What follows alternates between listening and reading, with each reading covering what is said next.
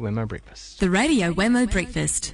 Wine Vault Radio with Jason Bryant from winevaulttv.com. Certainly is Wine Vault Radio. Jason Bryant is back. Good morning, Wemo. Good morning to you. And it's still summer out there, and I've got to say that we're going camping at the weekend, and this big high pressure over New Zealand right now suits us down to the ground. Camping. Ooh, this time prepared for some very cold nights under the stars.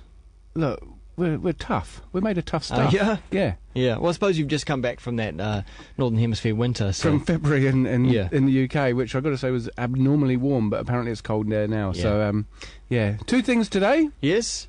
The annual grape harvest report, even though they've only just started picking the grapes, there's an expectation about kind of like the final volume, and it is the biggest ever. Crikey. And it's, I think, 10% bigger, or 10% more than our biggest ever harvest in 2008. Okay, so there was a bunch of new winemakers, I suppose, in around 2007, 2008, who were planting their grapes, thinking, this is great, this is going to be good, and then the crash happened. And then they've still got... So even though the yield per acre may have decreased, the acreage under vine has increased. Right. And so it's pushed us up. Our biggest ever was at 285,000 tonnes. Yeah. And this year is going to be 310,000 tonnes. So that's mighty. Significantly bigger. So, and what with Britain and Europe still looking like it's going to go further into recession, America, whatever happens to that, oil prices, our dollar sitting still fairly high, even though it's dropped back a bit. Yeah. This makes for a very tricky time for winemakers and wineries, and so we've got to just hope that there are a lot of thirsty Kiwis out there. Yeah, great time for wine drinkers. Wine drinkers, consumers, yep. I mean, we're going to see kind of like the big battle of the producers trying to get... And no one really wins when you just competing against each other, slashing prices. War of attrition. And it's going to be a war of attrition between the big boys. There's going to be a lot of little guys that go out the back door, see you later, kind of... See you later, Uncle Sam. Bye. Like this. That's sad because we want these small. You need those small guys to innovate, produce real boutique wine, which New Zealand's got to be. We hold a premium price overseas for our wine, and also here in New Zealand, as well. Do you think it's going to knock over any of the big wine kings? No, I think that if they ever got to that position, they'd just amalgamate, and they'd just get into a bigger wine king. Right. You know, like little blobs that go bloop. Yeah, bloop. Just like Mercury, just kind of just morphs into one bigger blob. Yeah, and I can see that happening, which is a real shame for the industry because then kind of they dictate what happens. But at some point, also the effect would be people tearing up their vines, right, and converting their land to something else.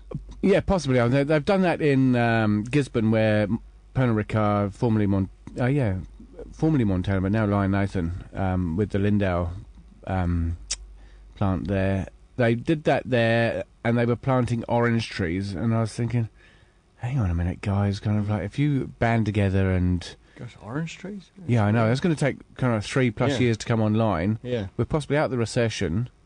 You've got to find a new market. Tough going, you know, and so I think that they should have kept it under vine. We need fields of saffron.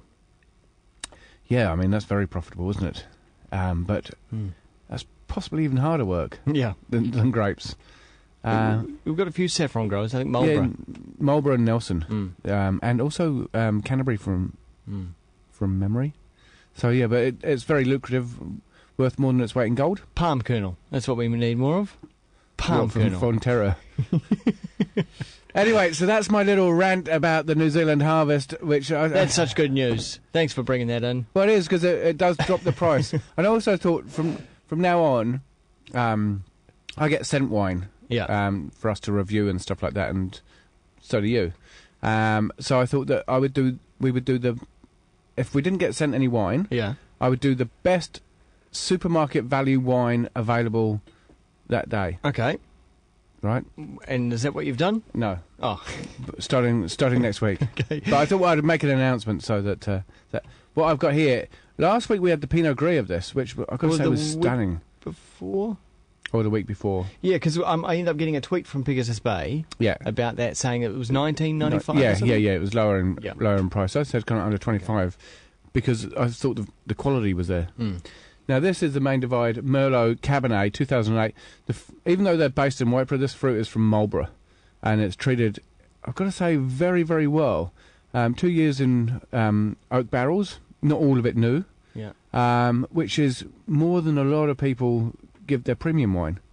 And this is Main Divide is it's probably the sister label. It's unfair to call it the second tier label, even though that's really what it is. And so Merlot gives you this big ripe plum kind of character, and the Cabernet just gives it a little bit of kind of structure, a little bit of backbone, a bit more acid, a bit more tannin, so it all holds together nicely. And often you see this blend, isn't it? Often, it's a traditional Bordeaux blend. Now, this is right bank blend, because in Bordeaux you have the left and right bank. Yeah. And it's basically divided by the river. Lovely. It's very dark. You'll see the darkness. You get a lot of that from the Merlot. It's because it's plum dark, plum in colour. Yeah. But also the Cabernet can also add that. I mean, Cabernet is a very small berry, very, very quite hardy, but very difficult to get ripe. As whereas Merlot is a bit easier to get ripe. And so what they do is they gently destem it and split the berries, and then they ferment it, and they keep pumping on top so you don't get any kind of microbial action up there and spoiling the... They throw in the maidens at that point as well, don't they? Oh, yes, exactly, yes. And fair maidens at that.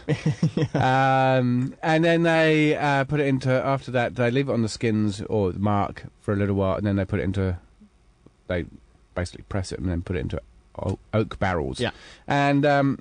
leave it there for 2 years, and then they bottle it, and so kind of a lot of people would have had the 2009 out already, but this is their current release, 2008. Right. Brilliant. So, you're talking about a winery with some backstock and library stock and stuff like that, and doing the things properly. And it's a winery maturing, isn't it? Yeah. When you can hold stuff back, and your accountant's not screaming at you, like he probably is at everybody right now. Yeah. Then you're doing things right in my book. Okay. So you should get this kind of...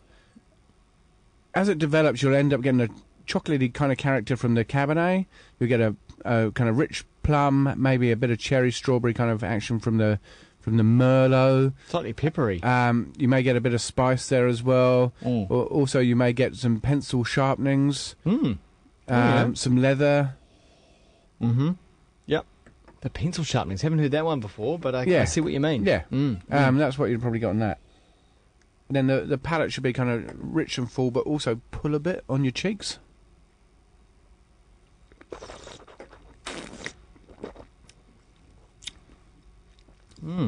It's got that racy acid that goes straight down the middle. That it's not as big and full-bodied as I was expecting.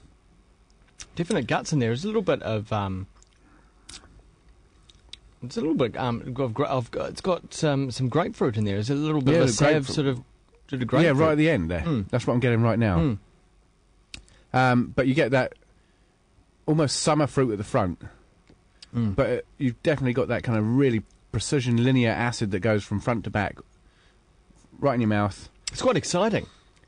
Probably a very good food wine. You could have it with something a bit more kind of fatty, because you've got that kind of precision acid that goes through it that will cut through the all the fat. So... yeah, it is exciting. And price point, I mean, it's going to be under 25 again. Probably find it kind of on special at some place, kind of to under 20. So, points-wise... And as you've just been explaining, probably at rock-bottom prices. 80, these guys are usually pretty good at not discounting and getting into that price war. Yeah. There's a few producers that are like that, but eventually, I guess, if they can't sell the wine, they're going to have to. Yeah. And that would be a real kind of shame. Indeed. So, 88 points. 88 points? Yeah. On the nail on the head, 88 points. Firm on that one. Thank you very much, Jason. Pleasure. And I'm looking forward to the next bit of music. Great North. And next, twitter.com/Jason_.